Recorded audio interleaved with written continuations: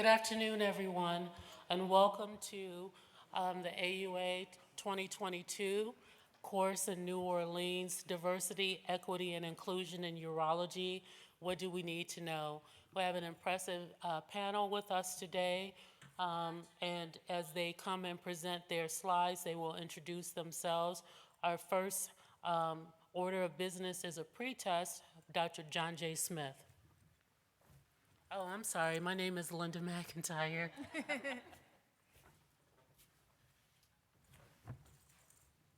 Good afternoon. Can everyone hear me okay? All right. So I'm John J. Smith. I will take you through some pretest questions. We will not be going over the answers today. We'll get the pretest, and after the course is completed, you'll get a post-test to assess what knowledge you've gleaned from the course today. Do I forward from here? Green. All right, so we'll use poll everywhere for the pretest. I'll leave the instructions up so you have a moment to get that started. You can log in to pollev.com/AUA meeting 818. That's meeting, no S, so not AUA meetings. Or text AUA meeting 818 to 22333 once, and that allows you to log in. So you have 3 seconds to do this, people. 3, 2, and 1. Need more time? Anybody need help getting on? Okay, I'll take your silence to mean consent, and we will move on to the next slide. So this is a test question that allows you to see if the app is working for you. So what do you love most about this city? The amazing cores, the food, Bourbon Street, or the French Quarter?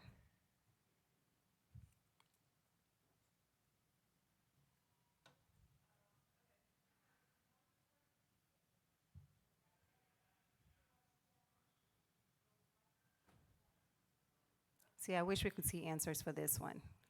So I'm curious. All right, so I think we've got this figured out. So let's dive into the actual test. Question number 1, choose the correct answer. So there's one correct answer here. And you know what, I'll just move to the poll so we can look at the options in the actual poll. So A, race defines the genetic traits that groups humans into 3 distinct categories. Option B, race is a social construct. C, race defines a population group whose members identify with each other based on common nationality or shared cultural traditions. D, race defines a population group whose members identify with each other based on common nationality. Wait, apparently C and D are the same thing, so there we go. And E, according to the National Human Genome Research Institute, racial groups have defined boundaries and a precise relationship with human genetic variation in population groups across the world.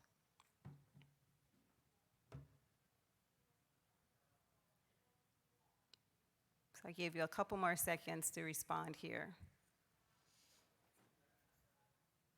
We had about 20 responses on the last one. I know Bourbon Street is not one of the answers here, but we need to get close to 20. And there's a bit of a delay, so.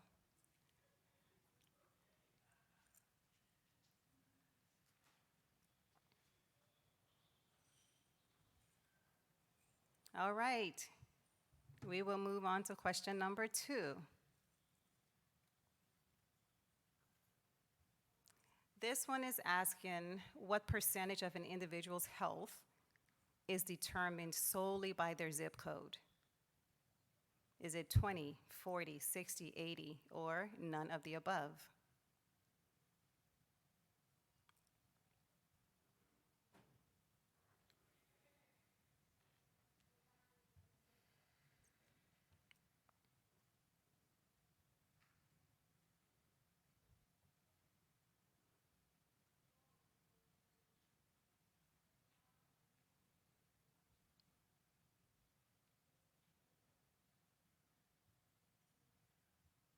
Are we good with this one? I see heads nodding, so we will move on to the next question. Question number 3. According to the 2019 U.S. Census Bureau population estimate, what percentage does Latinx represent of the total U.S. population?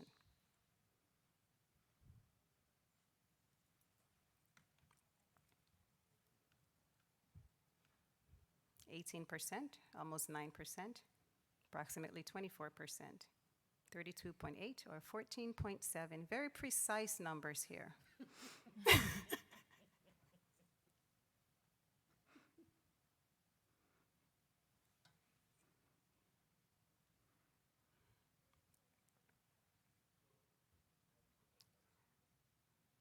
All right, we're moving on.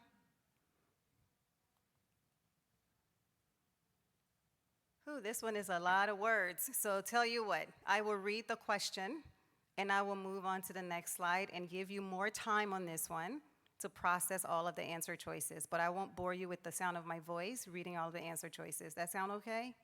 All right, all right. So question, the AUA Diversity and Inclusion Task Force recommended, and this is recommendation number 8, that the AUA add a DEI abstract category as part of the AUA annual meeting. All of the following would be examples of appropriate abstracts to submit to this category except.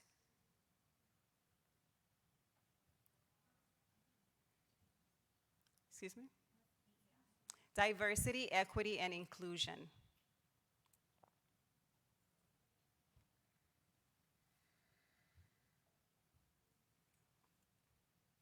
You get more time and I'll even be quiet to let you process.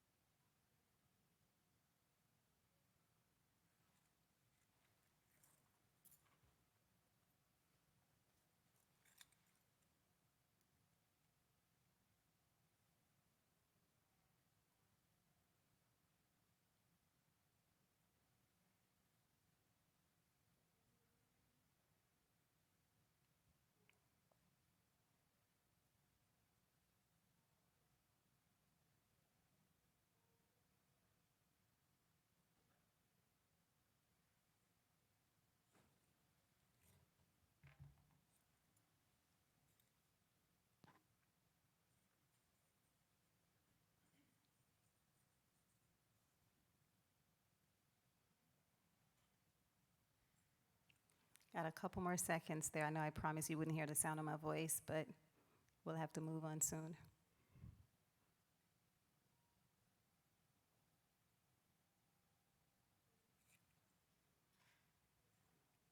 All right, time to move on, folks. Last question, and this one is regarding trends in racial and ethnic diversity of the U.S. urology workforce.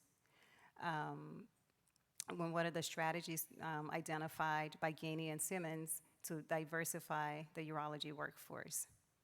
And here are your answer choices. Diversify the pool of undergraduates qualified to apply to medical school. Targeted support for underrepresented students. Adequate preparation for those applicants.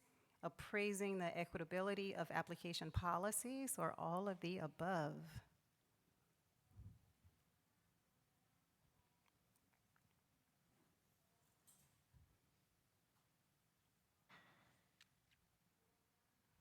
Such a serious crowd. Yeah.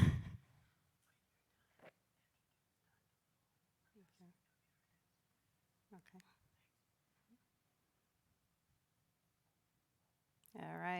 I'm going to wrap this up. You feeling good about your answers? All right, great. But I won't tell you the right answer, so you have to figure that out at the end of the course. All right, so with that, we are done with the pretest, and we will move on to the next thing in our agenda. We have Dr. David Bloom, Professor Emeritus, University of Michigan, who will take over. Thank you so much for your time. All right.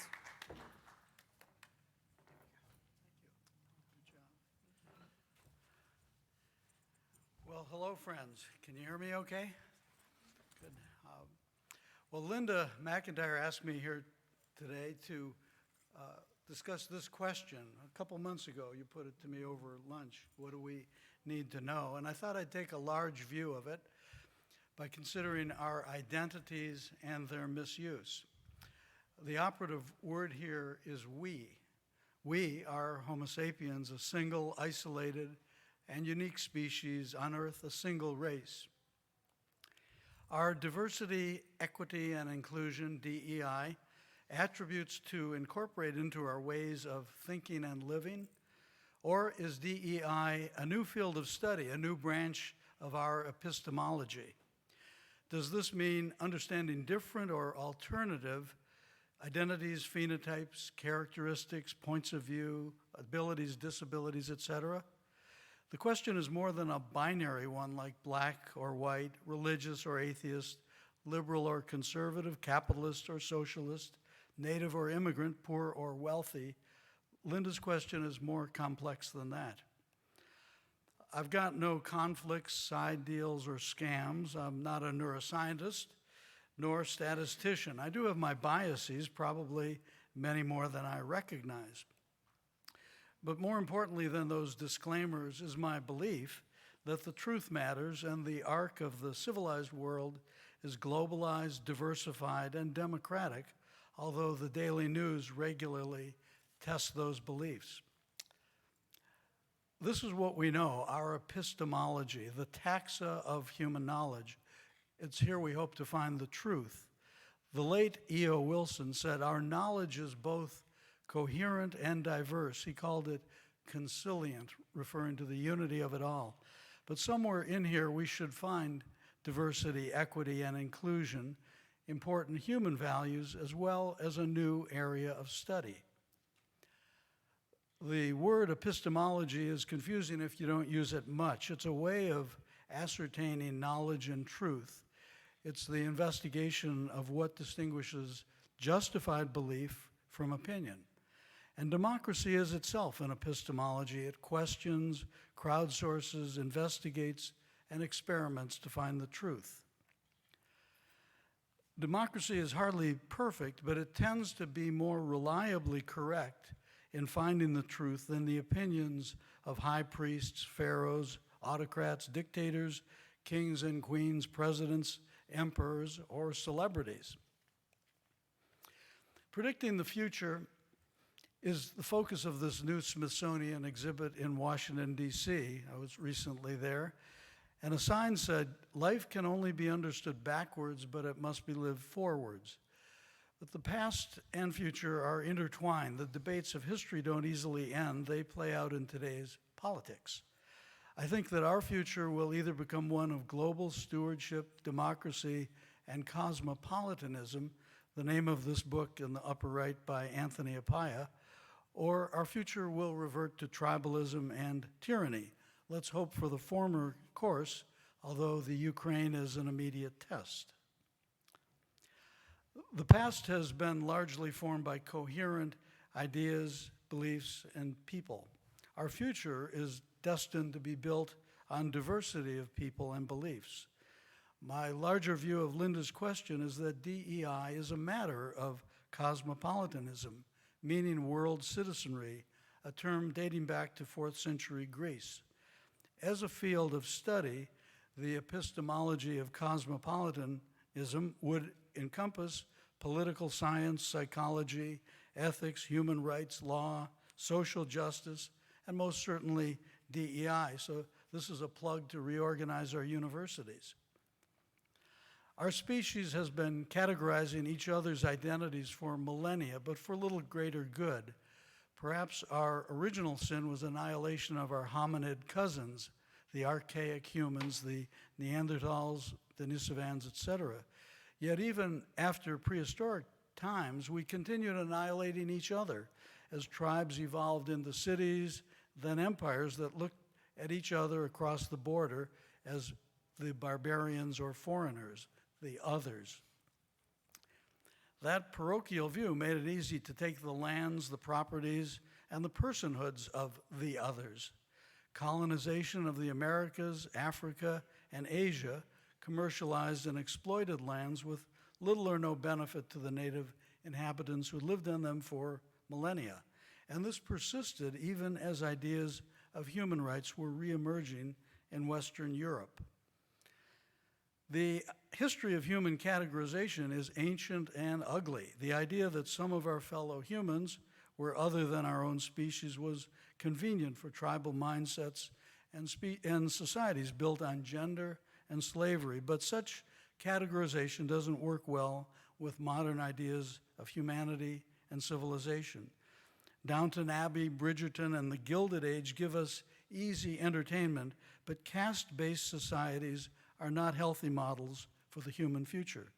We can't easily disentangle ancestry, ideologies, phenotypes, and racism, but we need to learn to live justly with these concepts and not to other each other. Rick Ehrlich, my friend and mentor from UCLA, recently sent me his new book on the Arelson Holocaust Archive with this visual that he gave me permission to show you. This chart shows badges for political prisoners at Dachau. It dates to around 1932. And this Nazi categorization of human differences was carried out to the point of absurdity, including the possibility of a Jewish Jehovah's Witness circled in yellow. Should one ever come to exist on this planet, however, the Third Reich was prepared with a badge. Still, our species continued tormenting itself and distressing the mirror neurons in many of us. Civil war, starvation, ethnic cleansing, and sectarian hate abound. Yet there are finer points of injustice than these horrors. Biologically, Homo sapiens is a single species with many identities that seem to thrive best, although not perfectly, in democratic conditions. Even in our ivory towers, we felt the need to identify others, to otherize. At the GME, Graduate Medical Education Archives at the University of Michigan, they showed the intern's photo in 1932, and then in 1977 came the initials BSAON, and a trainee could circle his or her, usually his, choice: Black, Spanish, American Indian, Oriental, now we'd say Asian, or none of the others. In 1981, the initials were spelled out and none was replaced by Caucasian. And in 1986, whatever dean was in place dropped the identifiers in favor of just the picture again. Since around 2000, the cards were replaced by Excel spreadsheets with demographic identifiers as prescribed by the US Census terminology. The next will be in 2030. But that fine print got complicated. Look at it briefly, but don't obsess because it certainly will change. This complexity of labeling may be necessary for a multicultural democracy to understand itself, but this may not be the path to social and economic justice. The best path forward is cosmopolitanism rather than tribalism. You may be called upon to explain cosmopolitanism, and some things are difficult to explain, like this Magritte window painting by Anatoly Varvarov of the Ukraine. But cosmopolitanism is easy to understand by taking stock of ourselves with 4 elementary points. We are here by chance. We have limits as individuals. We value justice, and we equals us. That is, civilization is made up of all sorts of people, all of its people. And let me explain. First point, chance and circumstance determine our individual fates in life. Reproductive urology is central to the matter, but so too are our zip codes, which we just recently heard reference to. An infinity of random events made us who we are, all 8 billion versions of us. Luck and stochastics, to use that chemistry term of randomized behavior, trumped our personal effort, labors, identities, and individual qualities. We are a single genus, race if you must, with myriad identities, phenotypes, and talents. Second point, we don't have much time to get it right. Our lives go by in the blink of an eye, metaphorically, but actually about 500 million eye blinks individually. We have maybe 4,000 weeks on Earth, 70 to 80 years, 2.5 billion heartbeats to do our things and get them right, and there's a lot to get right. Third point, an underlying proposition is the expectation of fairness, and this is something even deeper than our human biologic hardwiring. Many other species, elephants for example, expect fairness from their brethren. For us, however, the elephant in the story is our manufactured idea of race. My fourth point, we equals us. We are, as John Batiste says. There is no civilization of me's and I's. Families, villages, tribes, teams, and societies build civilization. The ideas of the wisdom of crowds and the net value to civilization of diversity are indisputable. That last point must be more widely embraced in healthcare. The National Academy of Medicine recently proposed the quintuple aim for healthcare, including health equity for diverse communities with diverse workplaces. Human civilization and its medical arts allow us to adjust our Gaussian chances. We no longer have to accept a completely random world for humanity. Let's not settle for a world of random chances in education, healthcare, and opportunity, but rather work for the world that we think it should be.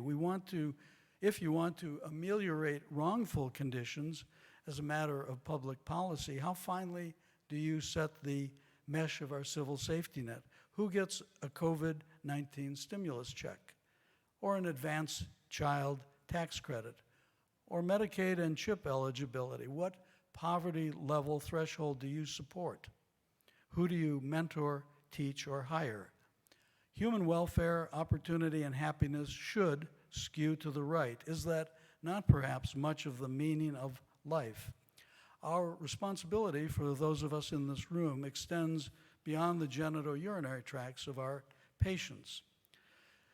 So, to answer Linda's question, we need to know ourselves in our myriad variations, learning from each other and unlearning our biases. The fact of civilization is that we humans come in many identities. As physicians, we know each life deserves its full potential as we mitigate the randomness of illness and disability while fortifying diversity, equity, and inclusion. Our future will be one of continued tribalism and tyranny, or cosmopolitanism with recognition and understanding of our human selves. It's not hard to understand why the cosmopolitan path is humanity's better path. So I'll wrap up and thank you. And our last slide isn't there.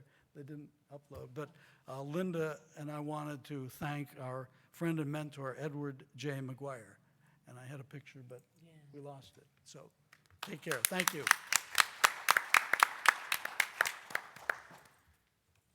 Thank you, Dr. Bloom. Can you put the slides up for McIntyre, please? So Dr. Bloom's talk was something to get us to thinking about our identities and the idea of tribalism versus cosmopolitanism, and why diversity is important to avoid some of the strife that we see in history and even in common day. So it's Linda McIntyre.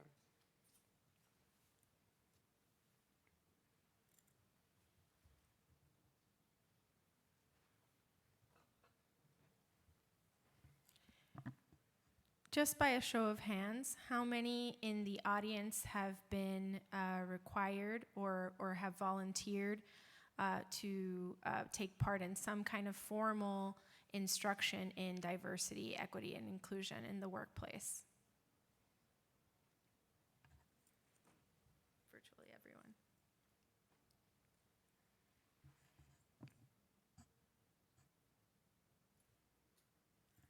And by a show of hands, how many of you feel that the required courses that you've had to take have actually taught you how to operationalize that in your practice?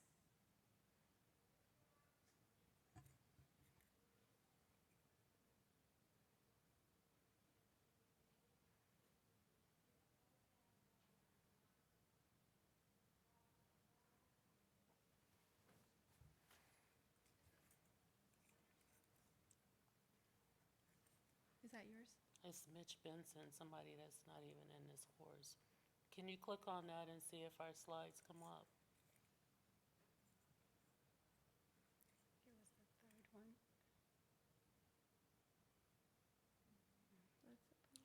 Was it the first? Yeah, that's There it. it is, the Those third are one. mine. Thank you. All right, so guys, I had to do an education myself with diversity, equity, and inclusion, and just knowing some of the terms and what they mean.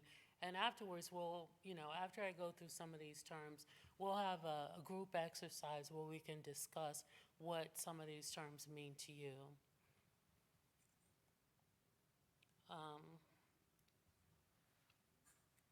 So the answer to one of the answers that I have is to, what is it we need to know, or why is diversity, equity, and inclusion important in urology, is that medical providers from underrepresented minority groups tend to provide care for underrepresented minority groups. They tend to practice in their environments that they came from. And so if we want to eliminate healthcare disparities, then we need to increase the numbers of diverse providers. More complex, diverse groups are more capable of solving complex problems as we are taught to look at problems differently. In research, investigators from diverse backgrounds tend to ask different questions. Diversity in academic faculty is a component of excellence for medical education. And as a member of a diverse medical team, majority providers learn successful habits in managing diverse patient populations, meaning that if I'm on a team of Latinx physicians taking care of a Latinx population, I'm going to mimic my Latinx colleagues in taking care of those patients and what's important in getting the best outcome for that particular patient. The definition of race is that it's a political system that governs people by sorting them into social groupings based on invented biological demarcations. What does that mean? Is that scientific evidence shows that humans have many overlapping genetic traits, and it's impossible to categorize human populations based on racial typing. Therefore, race is a social construct. It's something that we agree upon, and it does not have biological validity. We are all the same. A social group, this is the definition of ethnicity, which is different than race. Ethnicity is a social group that shares common religion, ancestry, language, culture, tradition, beliefs, literature, values, social customs. So you can be of one race and have differing ethnicities within that race. A social construct is something that exists not in objective reality, but because of human interaction. And in your group discussions, you'll have some examples of social constructs.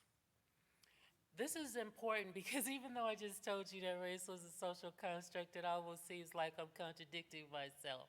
But if you're doing research on healthcare disparities, your groups have to self-identify into these particular groups so that you can compare and contrast in order to get your conclusions. And that's from the National Institute of Health. Also, for census.gov, when do the census, they will tell you that this is the definition of this particular group, and then you choose as to how you self-identify, and you may self-identify in more than one particular group. Racism is different from racial prejudice, hatred, or discrimination, and is different in the sense that the power elite of one group executes systemic discrimination through institutional policies and practices of society. Racism shapes cultural beliefs and values that support those racist policies and practices, and basically, one of the main things that you have to consider in the idea of racism is power of one group over another group. There are different forms of racism. Individual racism is just a person, what you believe and what you support. Interpersonal is a public expression of that racism and is often grotesque. Institutional racism are discriminatory treatments, unfair policies, and then structural racism is actually public policies or institutional practices or cultural representations built into the framework of how the society works. So we're talking about healthcare, housing, employment, pollution control, things of these natures. And in your groups, then we will ask you or provoke you in a way, in a positive way, beautiful way, to think of some ideas that you can come up with that are representative of these different types of racism. And implicit bias is an attitude or a stereotype, we all have them, that affect our understanding, actions, and decisions in an unconscious manner and result in discrimination against an individual or community. And we have to be careful about them, and that's why we try to educate ourselves. A microaggression is a brief and commonplace daily verbal, behavioral, or environmental indignity, whether intentional or unintentional, that communicates hostile, derogatory, or negative racial slights and insults towards people of color. And I want to say that that's a racial microaggression. There are different types of microaggressions. There are sexual or gender microaggressions, but we're focusing in on racial microaggressions. All right. And the other important thing about a microaggression is not like interpersonal racism where you're just outwardly being derogatory towards another group. Sometimes with a microaggression, it is unintentional and it has to be addressed. And it's important that we as physicians and healthcare providers identify that and address it. And so these are some of the different types of microaggressions: verbal, behavioral, or environmental, and you can discuss them in your group.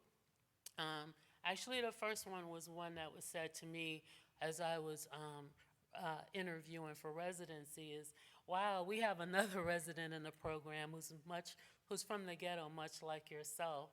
And I was thinking, does everybody think that of Detroit?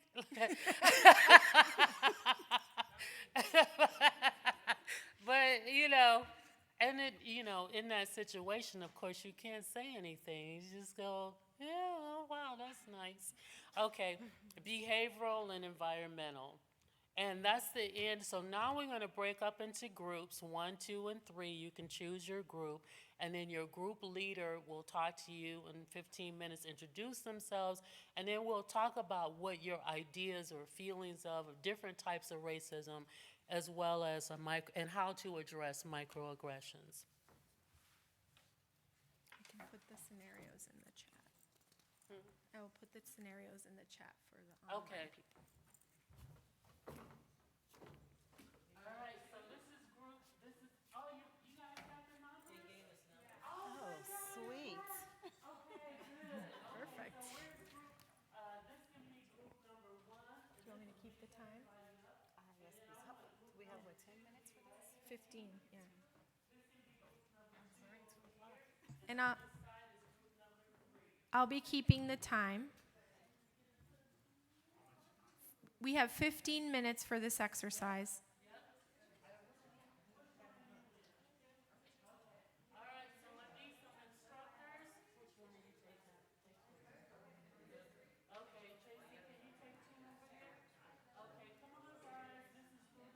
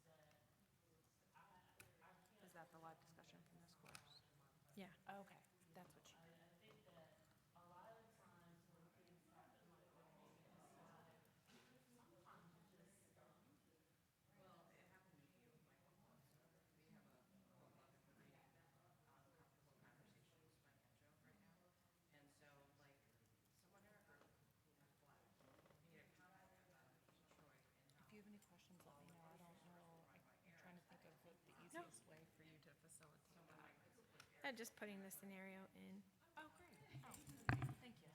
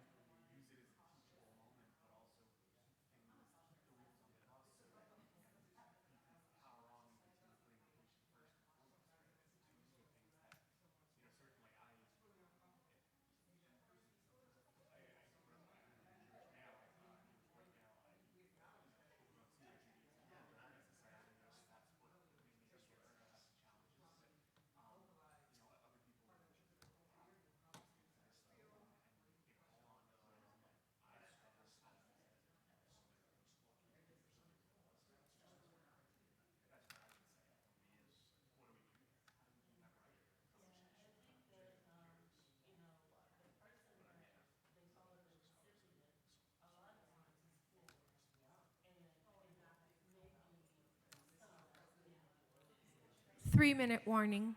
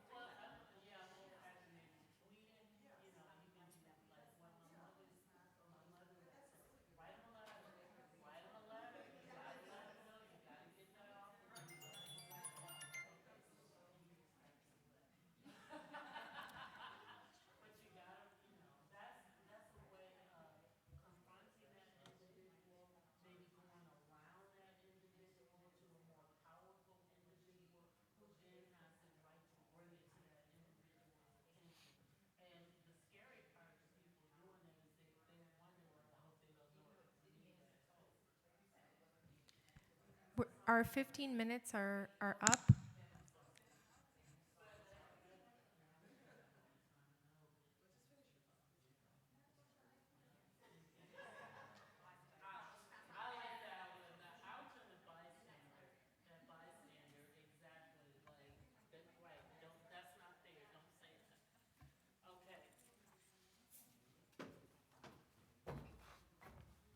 Ooh, that was so much fun. We didn't even get a chance to go to our second one. But I'm so glad that you guys are enjoying it. And now we will have a wonderful, wonderful talk by Dr. John J. Smith. Yep, you're next.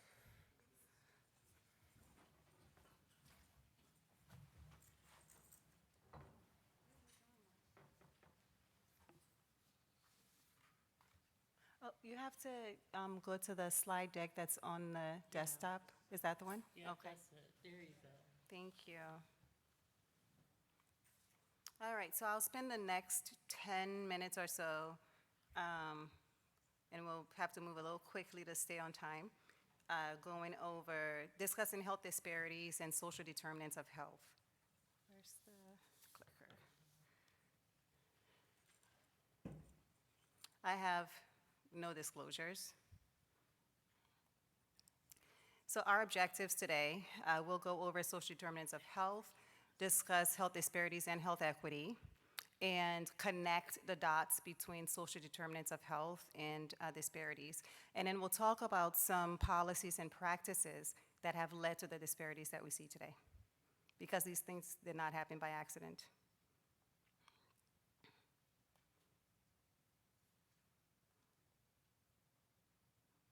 Am I pointing at the wrong thing? What's happening?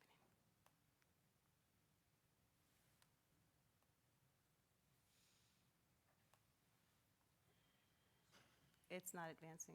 There we go. Okay. Okay, so if you'll humor me and pull out your phone, we will do a quick warm-up. You can scan the QR code, and just your best guess at what percentage of health outcomes do you think are impacted by the medical care that we provide to patients?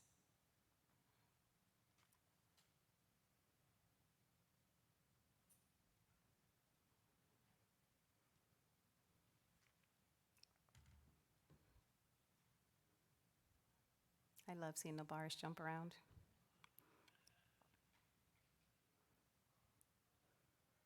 So in the interest of time, we'll keep moving. So the correct answer is less than 20%.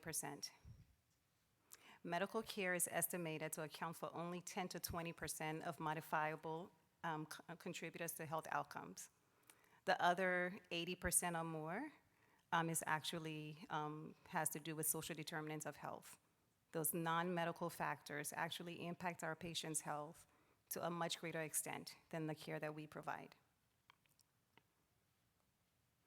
So let's start with our patient.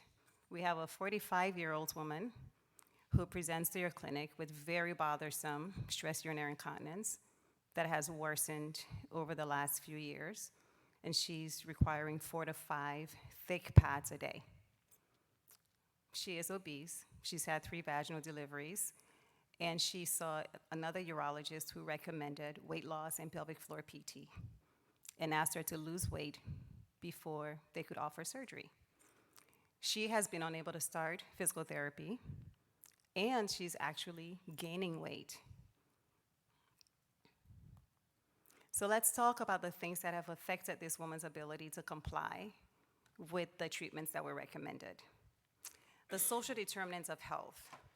These are the conditions in the places where people are born, live, learn, work, play, worship, and age that affect a wide range of health, functioning, and quality of life outcomes. The domains of the social determinants of health are shown here, and we'll just pick a couple of them to talk about our patient.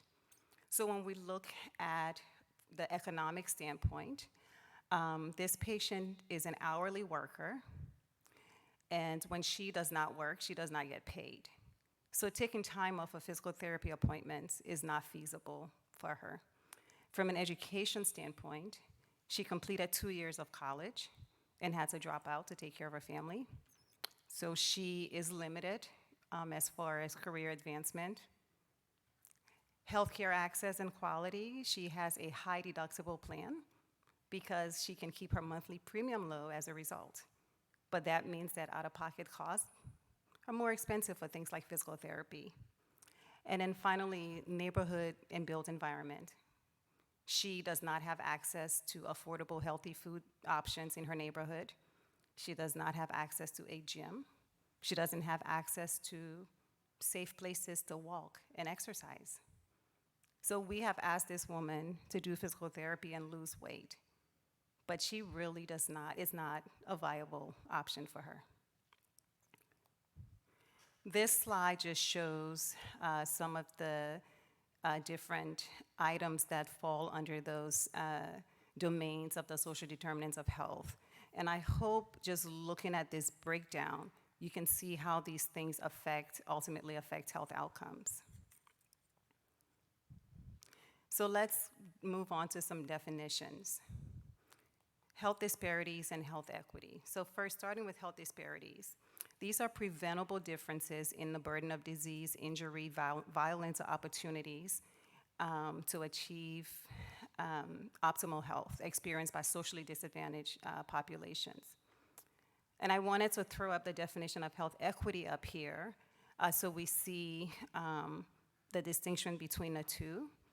Health equity is achieved when every person has the opportunity to achieve their best health. So health equity is essentially social justice in health. Health equity is the principle underlying our commitment to reduce health disparities.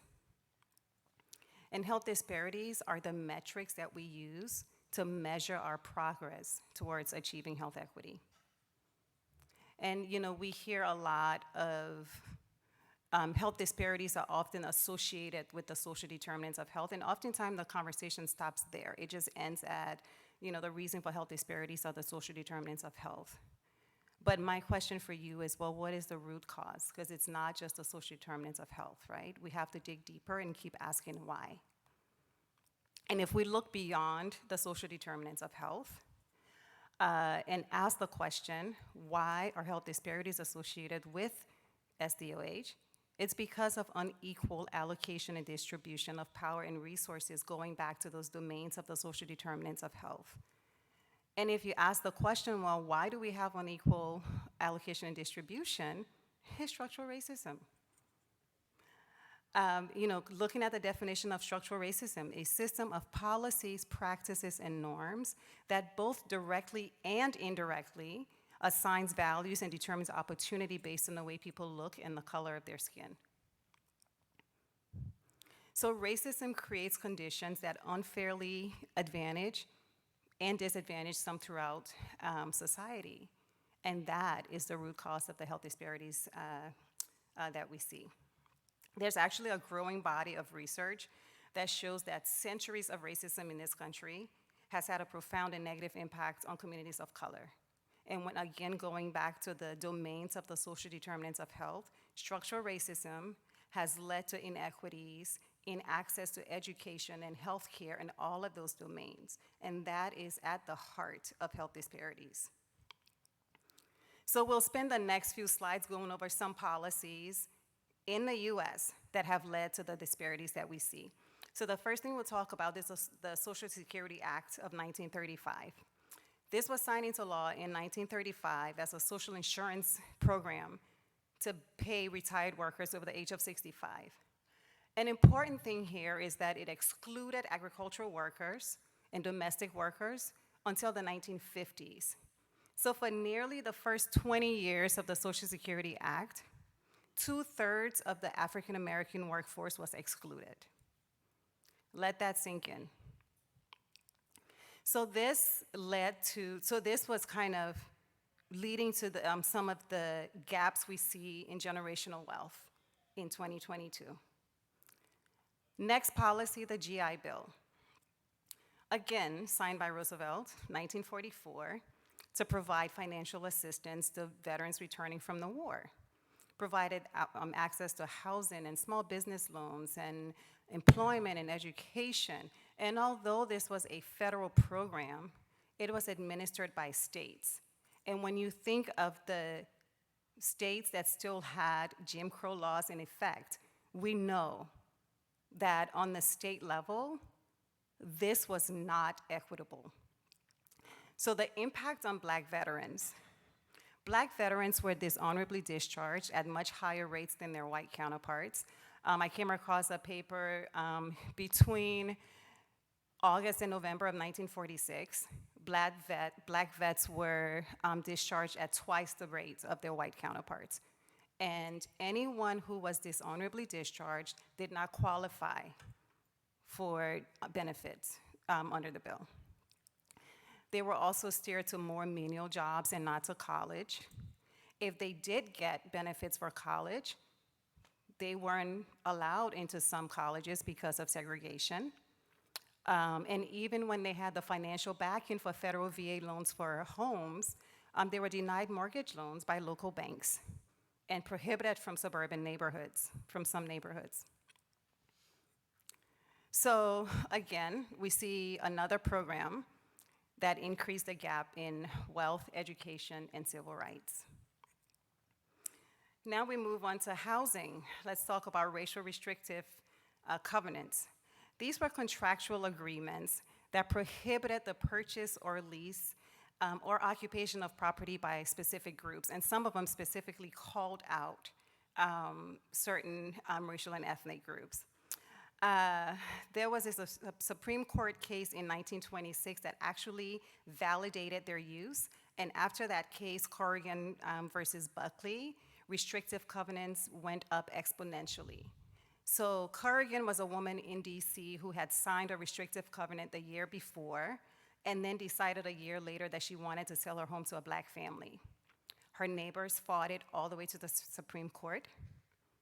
The court actually held it up and ruled in the neighbor's favor and said that restrictive covenants were an individual issue, and the 14th Amendment only applied to state issues, and therefore, they could do it as they pleased. So after that, use of these covenants went up until 1948, when the Supreme Court actually reversed in another case in St. Louis where a Black family wanted to buy a home in a neighborhood that had a restrictive covenant against Negroes and Mongolian race buying homes in that neighborhood. And that course went to the Supreme Court, Shelley versus Kramer, and at that point it was reversed because the Supreme Court at that point said, no, this is a state issue, and these covenants cannot be enforced. But they continue to be written into deeds until 1968 with the passage of the Fair Housing Act that prohibited discrimination in housing. But they continued up to then, and they're still present in some deeds today. So I came across this racial restrictive covenants project. I live in Seattle, Washington. This is research that's being done by researchers at the University of Washington and Eastern Washington University. Started in 2005, and it's ongoing. And they've identified and mapped racial restrictions buried in property deeds in over like 20,000 properties in King County, where I live.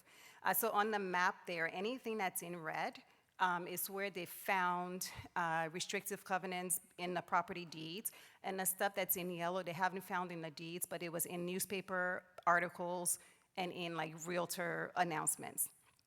The print is really small, so I'll read some of those are restrictive covenants in deeds in my neighborhood.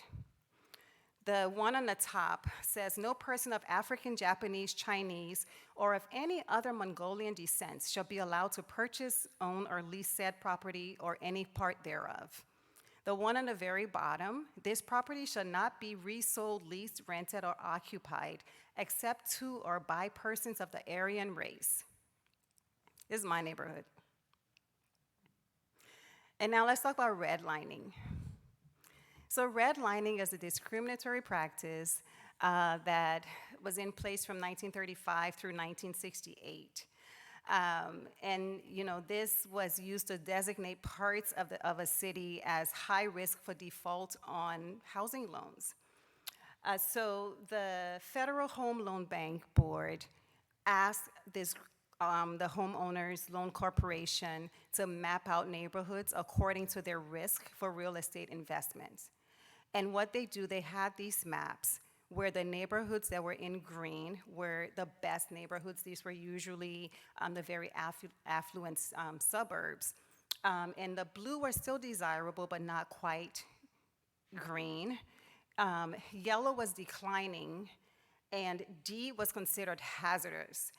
The red. And those red neighborhoods were primarily Black and Latino neighborhoods. They were considered high risk for default on housing loans, so they generally could not qualify for loans, and if they did, they had significantly higher interest rates.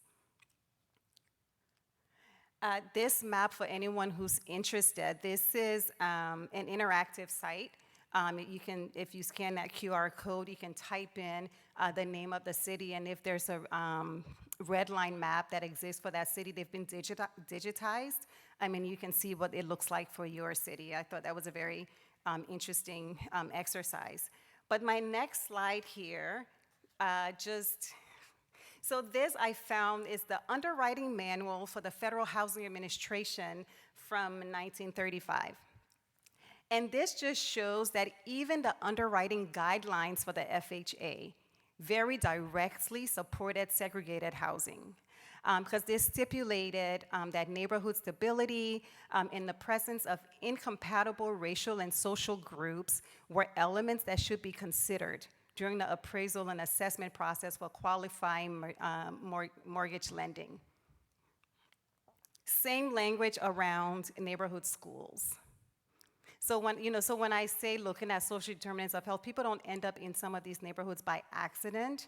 There were policies in place that led to some of the segregated housing we see today. So now the impact, this slide is just bringing it, let's move on to the 2020 and 2022, looking at the impact of redlining on our present day situation, because redlining isn't in existence anymore, but those neighborhoods are still feeling the impact so many years later. When we look at the economic standpoint, close to 3/4 of the redlined neighborhoods were low to moderate income in 2018. 2/3 of them were minority neighborhoods. From an education standpoint, the schools in those neighborhoods have less per pupil revenues, less diverse student populations, lower test scores, and then health. Just looking at the incidence of the chronic diseases that are known risk factors for COVID-19, much, much higher in neighborhoods that were previously redlined.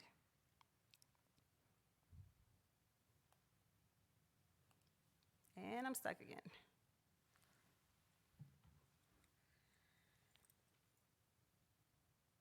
Little help.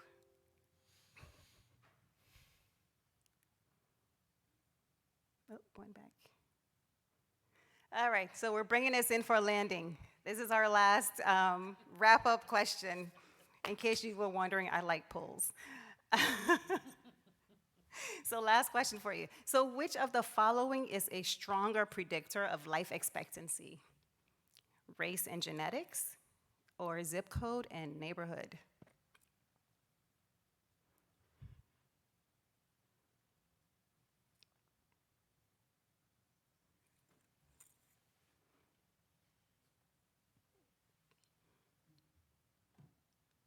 Oh, you know what?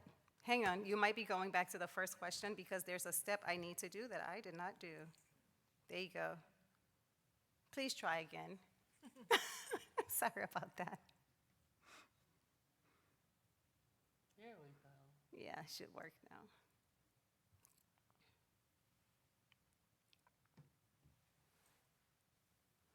Oh, definitely. Yeah, so it's actually zip code. There was something I came across that your zip code accounts for about 60% of health outcomes. And because when you think about the impact that neighborhood has on access to education, access to healthy food, access to safe places to exercise, even healthcare access, because some neighborhoods don't have ready access to, preventive care. So it makes sense that zip code is such a huge factor. Not okay, but it makes sense. So this one, I'm a fan of QR codes too, in case you were wondering. Robert Wood Johnson Foundation has an interactive map that you can actually use to see firsthand how life expectancy changes with zip code. So what I did here, the one that says my neighborhood, I just put in the address for the Safeway down the street from me. And then I picked a Safeway 20 minutes away. And if you look at the top bar in each thing that says my area, the life expectancy in my neighborhood is 87 years. 20 minutes away, it drops down to 81. Just 20 minutes. And then in the next slide, I went just a little further out, 25 minutes away, and it drops to 78.5 years. This is not okay, but it's the reality that zip code has such a huge impact on health outcomes. Whew, so to wrap it up, so health disparities really do reflect social inequities when we go back to the social determinants of health. And structural racism is the root cause of this all. And then we've seen the impact that zip code has on health determinants. And I implore you, I am passionate about health equity because we know health equity is not the default. It does not happen by default. We have to actively work to achieve health equity. And what I hope the previous slides have shown is that some of what we're dealing with are systemic problems. And systemic problems require systemic solutions. And that involves a collaborative approach. So, simple things like screening for unmet social needs, because if you don't recognize that your patient does not have the ability to comply with a recommended treatment because of unmet needs, your recommendations are going nowhere. And then trying to get the resources to connect patients with appropriate social services, and I know that's easier said than done, depending on your practice location.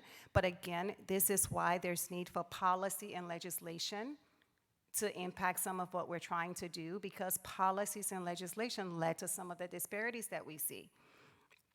Public-private partnerships are important because somebody has to pay for this stuff. It's not free and not cheap.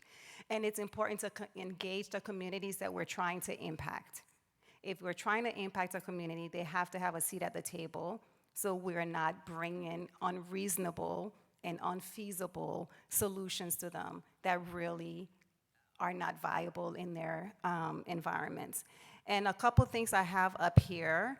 The first one is a sample of a social needs screening tool that can be used to just screen patients coming into your clinic for unmet social needs. I really like the one on the bottom, findhelp.org.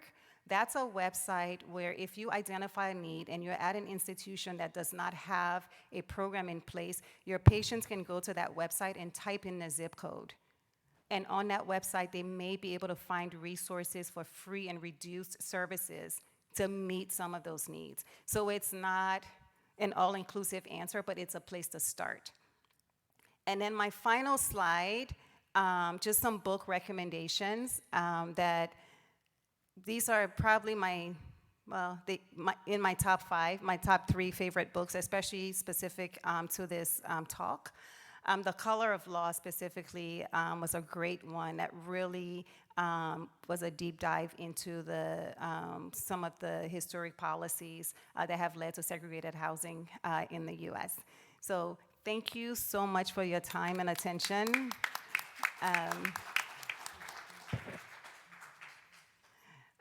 And with that, I will pass the mic and pointer on to my colleague, Dr. Jair Santiago Lastra, who will do her thing. Thank you.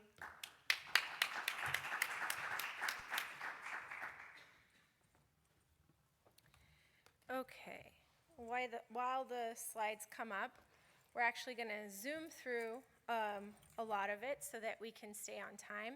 But by a show of hands, how many of you in taking care of Latino patients in your clinics have had to set up a specific pathway, be it of resources in Spanish language or specific care navigation strategies to take care of and understand the perspectives of your Spanish-speaking Latino patients? Awesome, that's amazing.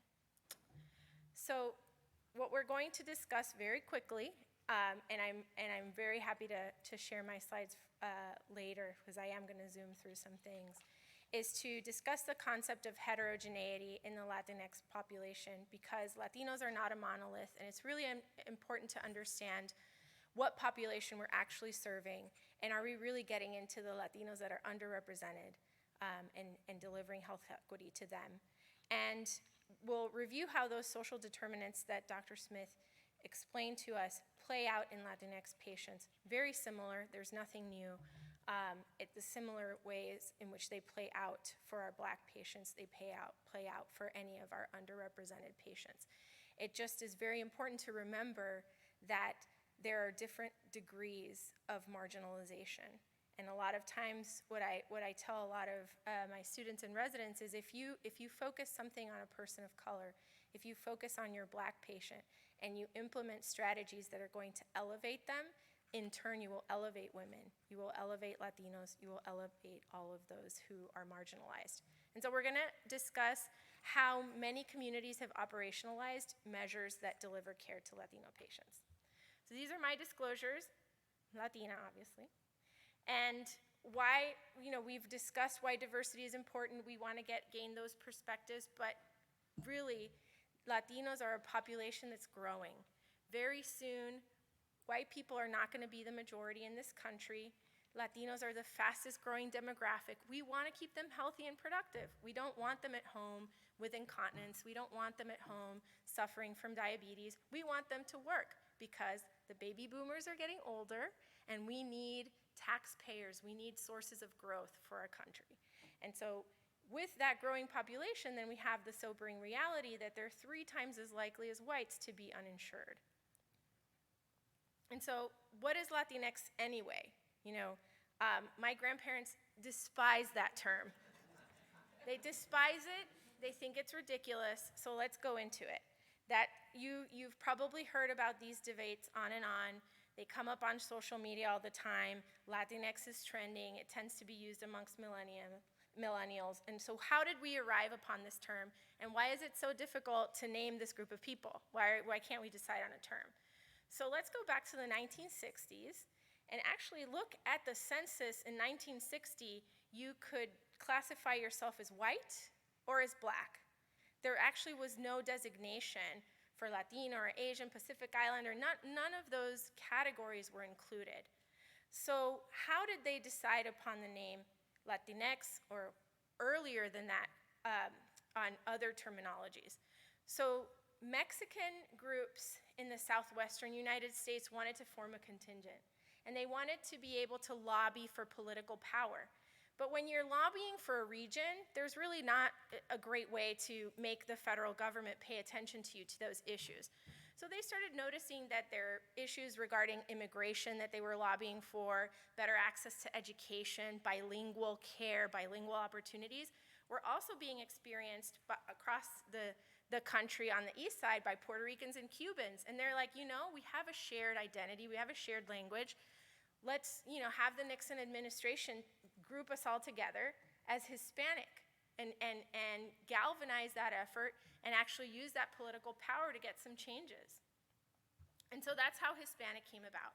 It started being used during the Nixon administration, but then obviously we had some problems with that as we started investigating our history of colonization from Spain, and also noticing that there's a lot that unites us geographically. And so Latino, which came after Hispanic, is actually more inclusive because it includes countries that share geography with us and immigration and experiences. I have friends who are Jamaican, and I have a lot in common with them, sometimes more than I have with friends of mine who are Argentinian, because we're from the Caribbean, and we have that shared island experience.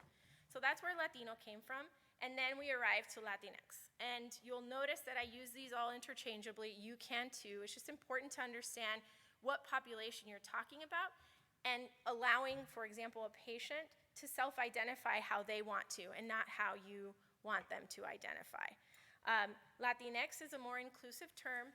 Spanish is gendered. It's Latino or Latina. And in order to be the most inclusive, you have the X. And then some other people will say, well, that's language imperialism, because we don't actually pronounce the X like that in Spanish, and we don't like that English forced upon us, because it really did come from American Latinos, not from Latinos who were coming from South America or elsewhere in the Americas. So it was also looked at as like, okay, this is Americans telling us what to do yet again. So there's also the term Latine, which is a little easier to understand, rolls a little better on the tongue. But for research purposes, it's just important to know, I prefer to use Latinx when I am talking about research or pathways for patients, just because it includes my non-binary patients really well, and I think that it's important to be inclusive of those who are marginalized. A lot of papers, even here at the AUA, you'll see a lot of presentations about, Hispanic, Latino patients as risk factors, but when we discuss those as risk factors, and we're not going to go into as in depth into the social determinants of health, because Jean-Jay already did a fantastic job of that, but let's really think about what group we're looking at, because Latinos are not a monolith, and there's actually a health paradox that goes along with that. You'll look at one study, and Latinos have great outcomes, and they actually have better survival for certain cancers, and they live longer, but then at the same time, they have higher rates of diabetes or urgency incontinence for us urologists who are taking care of them. Why is the data like that? Because we're looking at a very heterogeneous population, and what we really need to look at is behind that to those other risk factors. Language barriers play a huge role. Where you get your health care. So for example, many Latinos work incredibly hard at jobs that don't offer them health insurance. Why? Because in the States, we assume that the best health insurance is going to come from your employer. But not all of us will receive great health insurance from our employer. We already discussed that Latinx is not a monolith, and the US immigration policy also creates certain barriers, especially because they come with a sense of fear. And so even patients who have adequate immigration status may be fearful of losing their visa or being a public charge, and we'll talk a little bit about that as well. These are some better determinants of health that can be better variables to look at when you're trying to look at a Latino population and understand what risk factors are leading to those health outcomes. And a little bit about Latinos and race, because I think it's really important. There were 15 times more slaves brought to Latin America than there were in the United States. We discuss the slave trade, slavery, and the sordid history of colorism in Latin America way less than we discuss it in the United States. It wasn't until 2015 that Mexico actually allowed people to identify as Black in their census. And the year that they did that, 1.5 million Black people appeared on the census. So the Latinx identity comes with a background that's very much mired in colonialism, slavery, and discrimination. And so it's really important, again, when investigating the population, that you're looking at where are your Afro-Latinos, how do they identify, and really look at that, because it's going to also be a really important factor. When we look at the Latino population in the United States, the takeaway I want you to get from this slide is we're everywhere. And the migration statistics suggest that those areas that you see really, really dark on that slide, that's where we are in highest prevalence, and you can see that in many areas we are the majority. But those areas that are 5 to 10% and lower are actually the areas of highest migration of Latinos because of the high cost of living in the areas that are darker on this slide. So it's going to become a relevant issue for all of us to really learn how the social determinants play out in the Latinx community. I love how Jean-Jay explained that. For the interest of time, we won't go over it as much. Really, most of the time, the issue with Latinos is culture and language. That seems to be the big barrier for people when they take care of Latinos.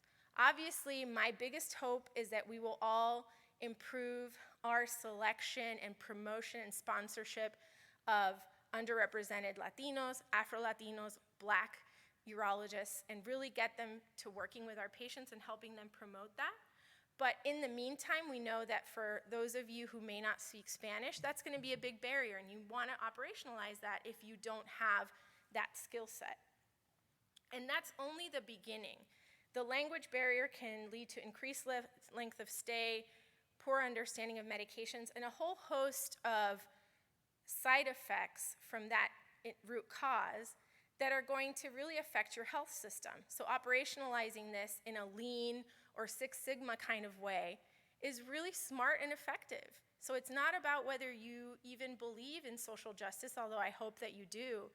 It just makes sense, because you want these people working, you want them thriving, and you want them to understand the pathways that you have laid out for them. So there is a bunch of barriers that can come into play.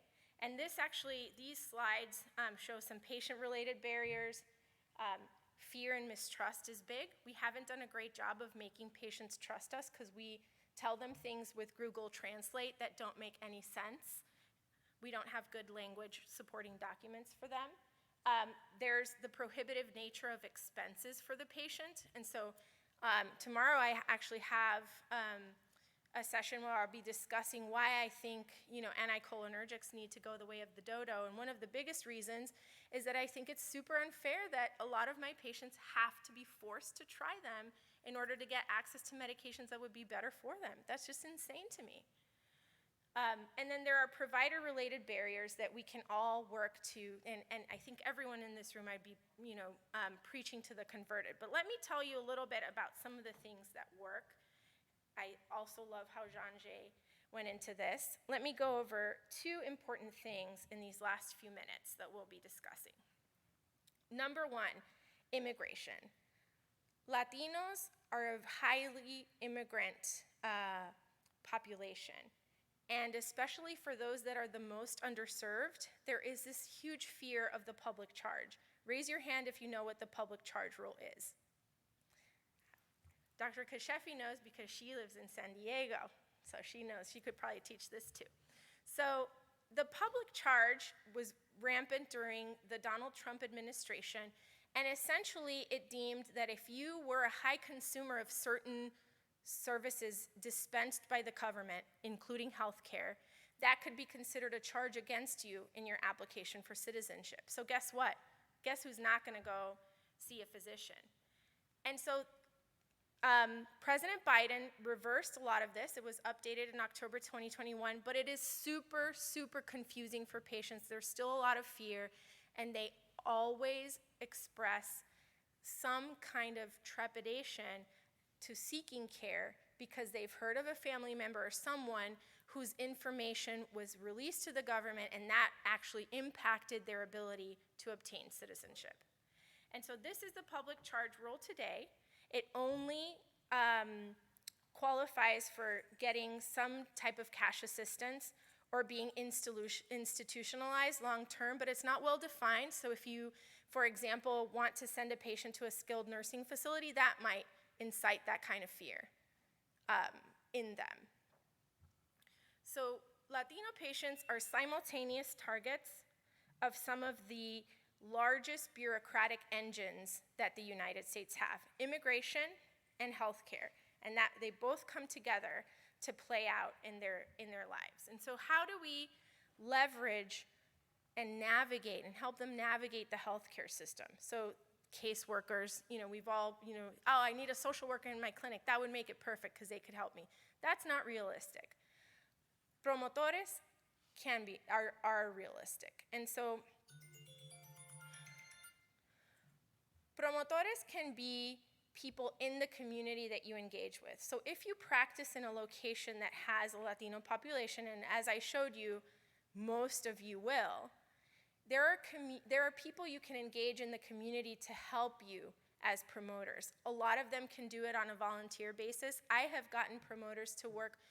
Some of them have been my own patients.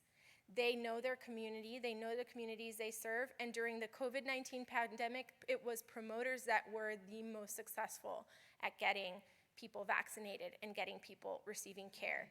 And one last takeaway that I'll give you about promotores is that we are promotores. You're Spanish speaking, you're urologists of color.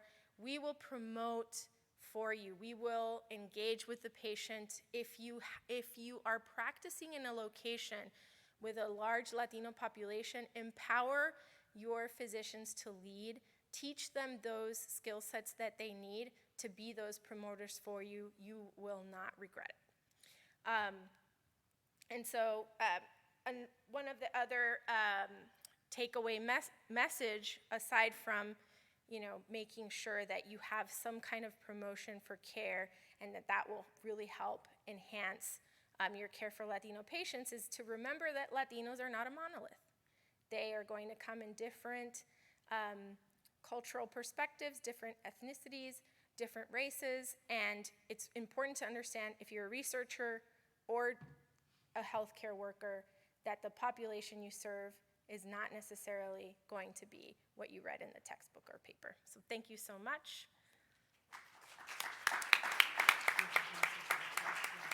Yes. As far as the answer to the question that was asked in the pre-test, as far as the percentage, the average percentage of Latinos in the US is 18.7%, but growing. Yes. And so now I would like to introduce my very good friend and a big fan of him in general, Dr. Downs, who is the Dean for Diversity, Equity, and Inclusion at the University of Virginia, and he's going to be talking to us about some of our task force recommendations.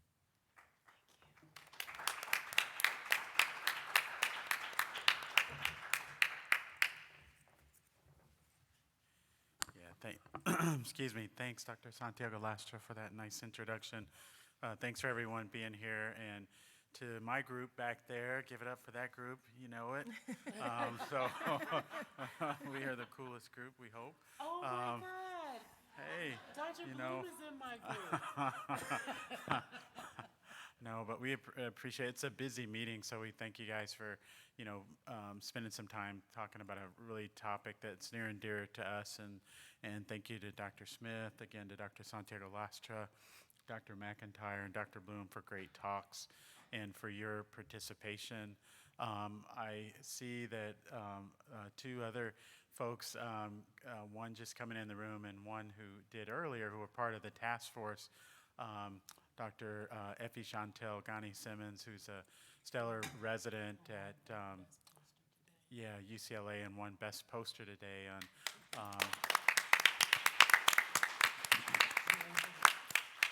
some hard work around diversity that might be highlighted in our pipeline data that Dr. Santiago Lastra will present. And then to Dr. Simone Thavasilan, who has been the co-chair, and we've been like twins through this whole process with the task force. So what I'll do is just try to walk you through what the AUA Diversity and Inclusion Task Force has presented to the board, and kind of what recommendations have been advanced forward, which areas we're going to continue to persist in, and to just get a little bit of sense of where things are hopefully headed. Let's see. I might have to ask for next slide. The green button. Green bit. Oh, thank you. Okay. So this goes back to 2020, December 22nd is when the task force was actually announced. And so Dr. Scott Swanson, who's now the past president for the AUA, was a person who really kind of galvanized the efforts to push this forward. And so I think this is an important moment for us to thank him for his foresight. And he's done other things too. While this meeting is very different in terms of you're seeing different awards like mid-career awards that we're seeing are different diverse members being recognized across race, ethnicity, and gender.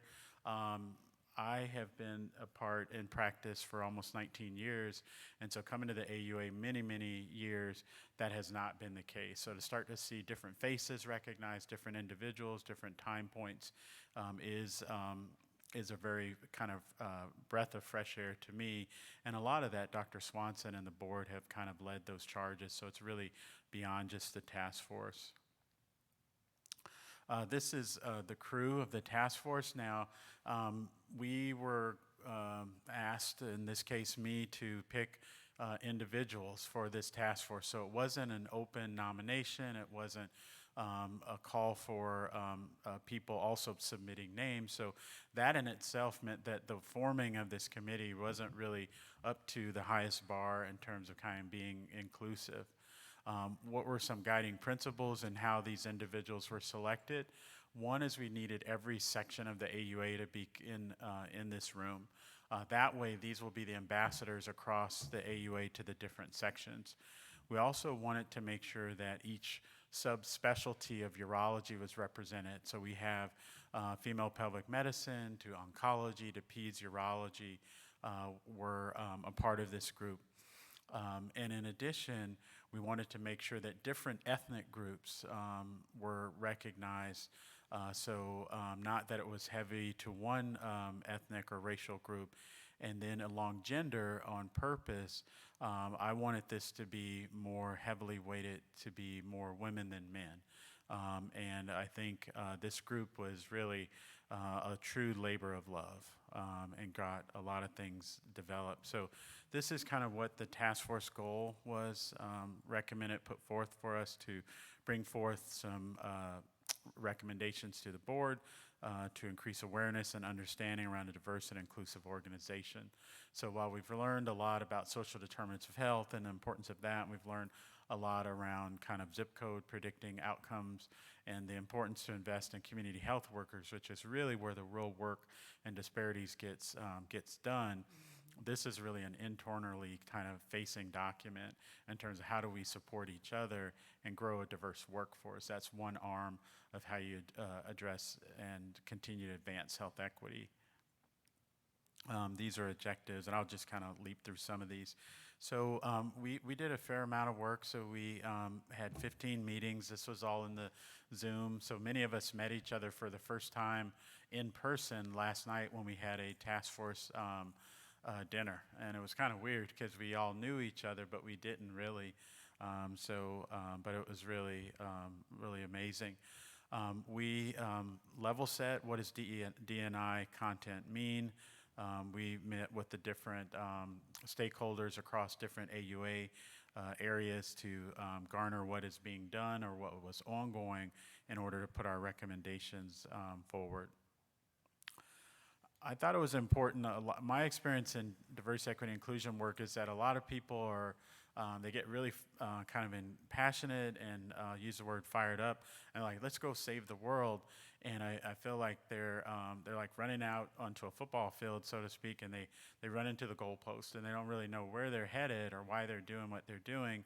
And so you kind of felt that, not really the tension amongst this group, but a little bit of the tension from maybe just like, hey, what are we going to deliver? That I had to remind myself to say, let's really understand and unpack what about DEI, like you all are today and have done well before today in terms of what are themes and things. And so we looked at things from individual identity. How is that formed in us as individuals? There's good literature around that. There's good literature around racial identity and how that's formed. We looked at something called the cultural clash, which is actually popularized by a professor at Stanford, and how his culture is kind of coming at us from multiple areas, and whether this be cosmopolitanism that Dr. Bloom brought up, how do we kind of, identify ourselves within a rapidly changing world? And you can see other areas that we looked at. But I think the common theme I was hoping is that we would gain insight into that the same things that make me feel othered or put on the outside of a group based on my religion or my gender or my race or ethnicity or my age or my ableism, whether I'm disabled, they're very similar things. And so I was hoping that as a group, while we came from different backgrounds, that we would see that common thread and then move forward together.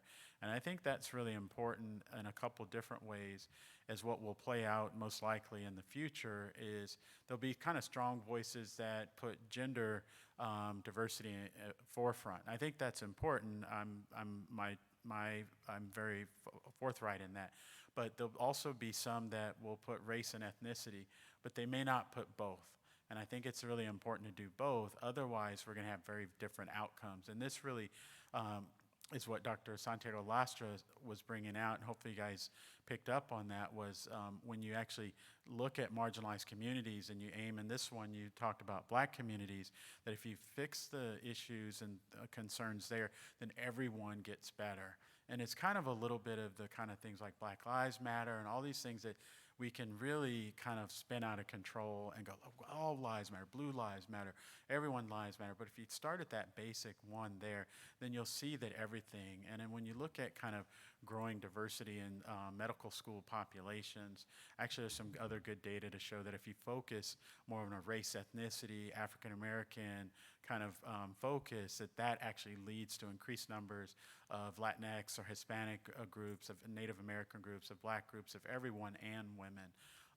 And we've seen in the Coca-Cola model and things like that, when they shifted from a diversity ethnicity model that was more race ethnicity based and went to gender, that a lot of their losses were along the lines of race. And actually there's some unfortunately bad lawsuits around those things. So these are our kind of just and inclusive kind of areas that we focused on. I just want to be mindful of our time. And these were the areas that we focused on. So you could ask, well, hey, Tracy, why did you guys pick these? These are actually the same areas that the American College of Surgeons used as their major domains when they launched their document. So I thought as a surgical subspecialty, it made sense.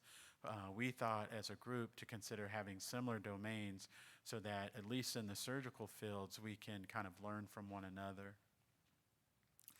We then talked about what are areas for us to say that the AUA, these are things you can control. These are areas you can influence, and these are zones or areas of concern that you should raise to concern to maybe those who can actually control those decisions.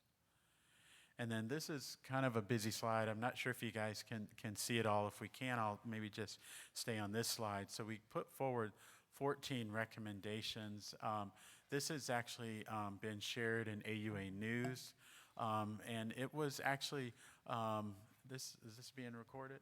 Yeah, so, yeah, okay, thanks. So, so got to do that every once in a while. So, so this was actually a little bit of contention in terms of when you go into situations with the board in terms of what is actually public knowledge. And for those who've been on guideline panels or things of that, sometimes those conversations actually are still held private. We felt it was really important for advancing the field forward that our deliberations and what the final recommendations were that were put forward were all shared publicly with our membership and you all in the room.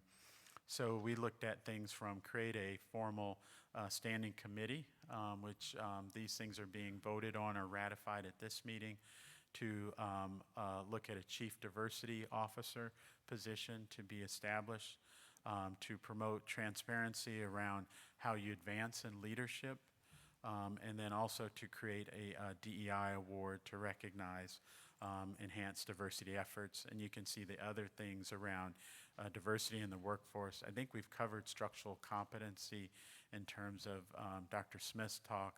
And then advocacy is really, I think, that next area is what are we really doing for our population? So Should we have guidelines that's specific to African American men around prostate cancer? When we come to a meeting like this, are we looking at who actually are the caterers or the food service or things? Are we looking at those being diverse groups so that they can have economic wins or gains with where we go? Are we doing outreach and doing prostate cancer or other type of talks in the communities that we come? Does New Orleans leave and be better because the AUA was here? Does it leave and it's no different, or hopefully not, it's worse? So those are kind of the areas that we have done, and hopefully we'll continue to move forward along these areas. So thank you. Yeah. Thank you, Tracy. I just wanted to take a little break and give an example of being in residency at Henry Ford. I have a large Arabic population in Detroit, and when Tracy said we want to advance diversity and gender, race, and religion, when I won't tell how old I am, but when I was in residency, when you're on call, all the residents had one call room, the girls and the boys. So it didn't matter how tired you were. It was 2 bunk beds in there. You just went in there and laid down and went to sleep if you had an hour or two. And a guy might come in and get in the bed above you or across from you. And I'm sure it wasn't that different in many other residencies across the country. But when the Muslim women joined general surgery, they did not go for that, okay? And afterwards, I got my own call room. And now we'll have Dr. Yahir will come back and talk about things that we can do in the education pipeline to increase diversity. So a very important acknowledgement before I start this talk is that there's actually one member of our pipeline group that was not allowed to participate in this course. She's the subject matter expert, Chantal Ghani-Simons. She's actually the one that has really done the heavy lifting with this, and it should be her presenting this right now. Unfortunately, she's still a resident. And so I just want to make sure to give her that credit because her work and the work of others has really provided some much needed galvanized effort to help with the pipeline. Because this is coming from some of her work, actually. The results are really sobering because if you look here, this is a slide that shows you the educational pipeline for underrepresented academic urologists, and you can see that as they advance through that pipeline, the numbers grow increasingly smaller, not that they were that big to begin with. And so when you compare their numbers represented within the US population itself, you can see that as they advance through the pipeline, those numbers dwindle. This is actually a slide that I was very honored to co-author with a few of my other partners in justice. Particular, this slide was designed by Dr. Randy Vince, who I say is my favorite table shaker.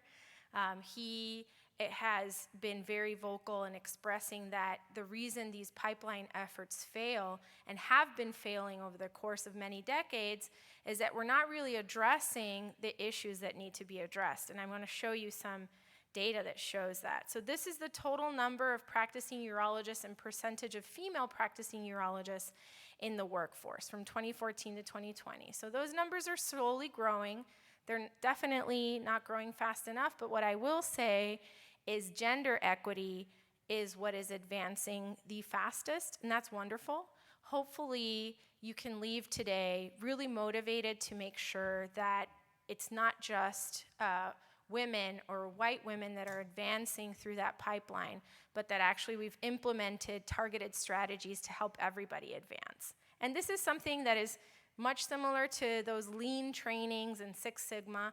There are some metrics and foundational principles that work, and they just need to be implemented.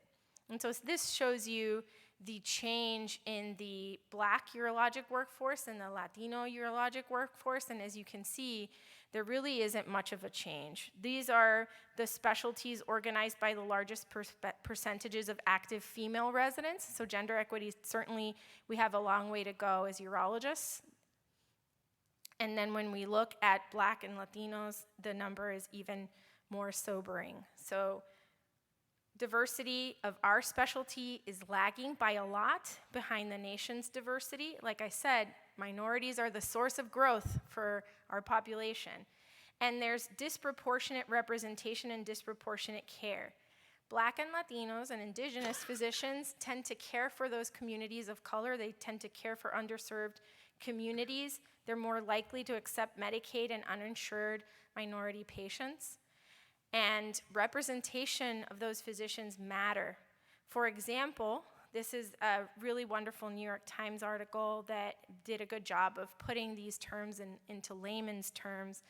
And it really has to do a lot with trust, but it also has to do a lot with the fact that these physicians understand the communities that they serve.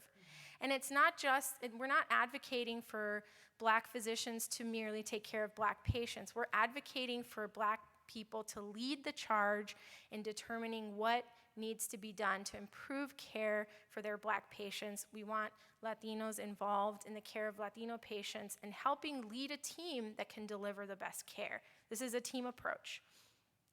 The data is compelling. Representation matters, and there's tangible benefits to diversity. That is unquestionable.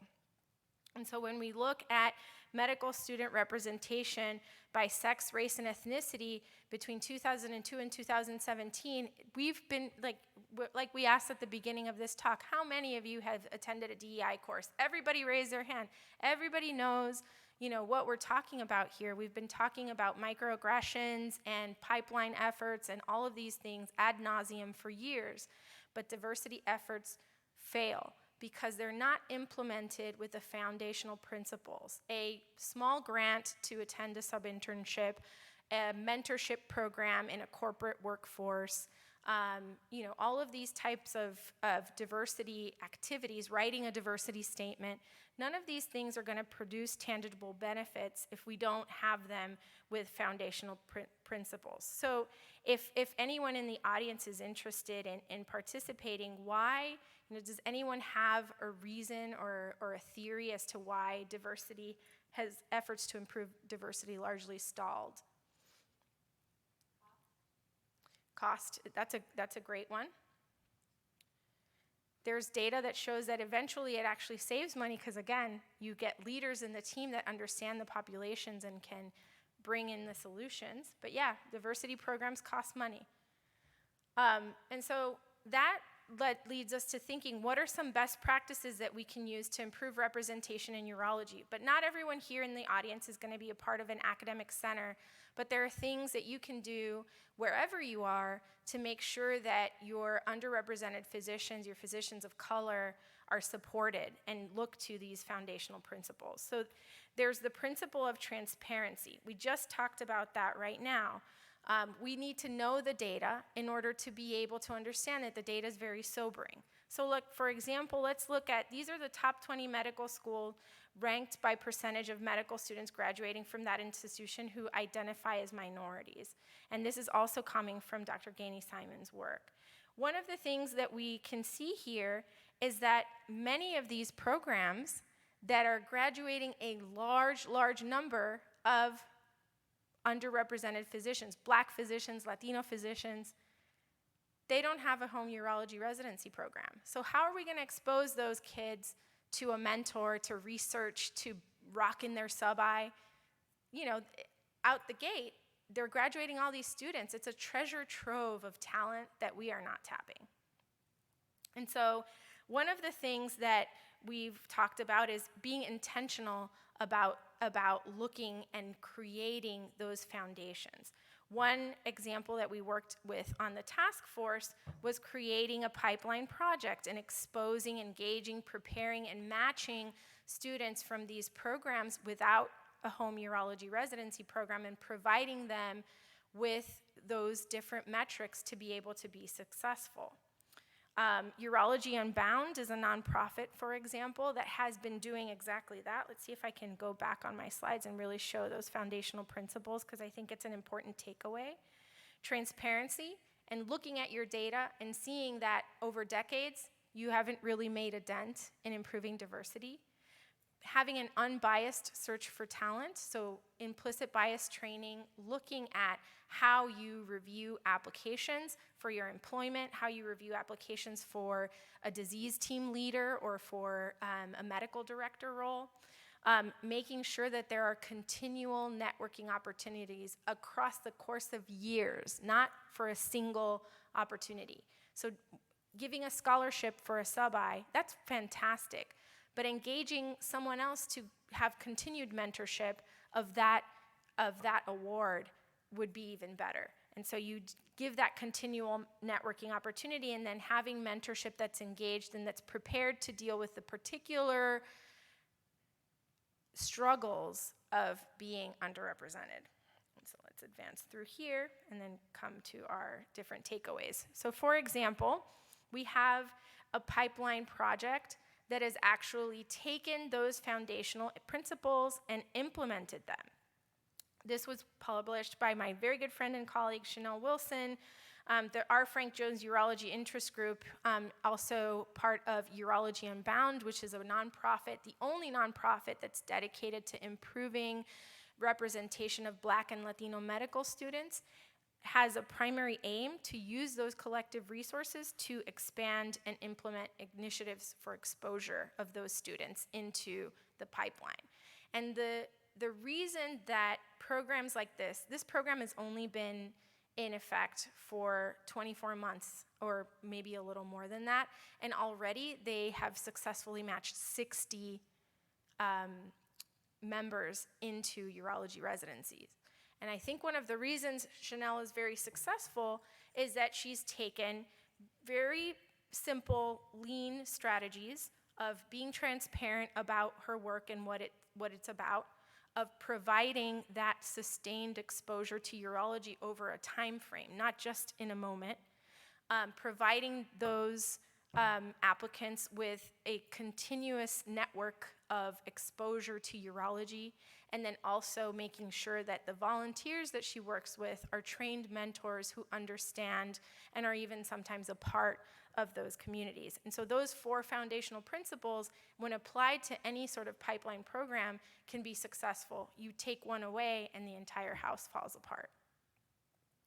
So obviously one of those is understanding our implicit bias. It's something we talk about a lot. I'm not going to go over it specifically now, but as a foundational principle, we all have it, and we all need to look at applicants by taking away that bias. There's been a lot of talk of how we review applications, and I think that's incredibly important. So what exactly is good mentorship? It includes many different domains that we need to look at. And the bottom line is none of us are going to be excellent mentors, but we all need to make sure that through those programs there are feedback opportunities to ensure that those who are in the pipeline perhaps have entered in a successful way through some kind of grant program perhaps, but then only to lose them years later when they join an academic practice and are burnt out and unsupported. So that longitudinal aspect to it really is important to the mentorship, as is sponsorship. So not just giving people advice, but actually sponsoring them when they do something that's amazing, making sure the world hears about it. Great minds think differently. We discussed that today.